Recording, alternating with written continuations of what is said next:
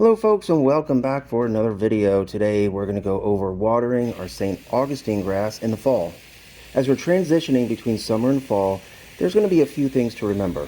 First is the watering frequency. During the hot summer months, our St. Augustine grass needs more water.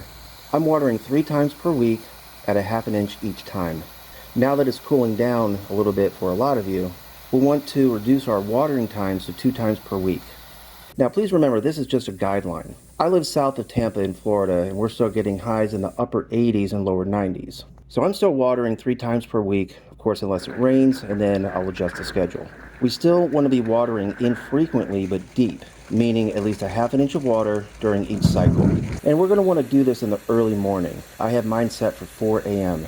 Watering late in the evening allows the water to stay on the grass blades too long, and that can contribute to fungus. So we're going to want to reduce the frequency, watch for rain and adjust accordingly, water deeply, and water in the morning. When you reduce, the frequency really depends on where you live. Again, I'm still watering 3 times per week because it's so hot, and it's going to stay hot for another month or so, probably through October. Many people are already starting to feel the effects of fall and cooler temperatures. For me, once the temperatures are consistently in the high 70s to lower 80s, I'm going to reduce the watering days to 2 times per week. And then when the highs are in the upper 60s to lower 70s, I'm going to drop the watering down to 1 time per week. The lows are going to be in the 50s and maybe lower, so the amount of evaporation is going to decrease. I'm going to keep this watering schedule through the winter. My grass doesn't go dormant in the winter. It slows down, but it doesn't go dormant, and I'm still mowing about every 10 to 12 days, even in January and February.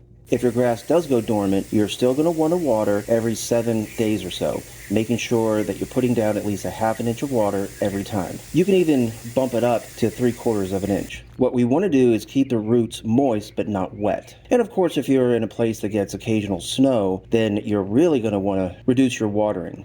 You're just going to be wasting water and money. We also want to keep an eye on our lawn. We want to look for signs of dryness like wilted or crunchy areas. This can indicate dry areas, so you may want to increase your watering times. And again, please understand, all of this is just a guideline. This is my program that's worked for me over the last, I'd say, about 10 years or so, and it seems to work. My grass bounces right back in the spring, no problem. We get a lot of people moving to Florida from up north, and they take all of their, let's say, Kentucky bluegrass and perennial rye knowledge, and then they try to apply it to St. Augustine grass. And many times it just doesn't work. Their grass either dies or it struggles through the fall, winter, and spring. Just remember, Michigan is not Florida. So if you have any questions, please feel free to leave them in the comments section below. Good luck, and we'll see you next time.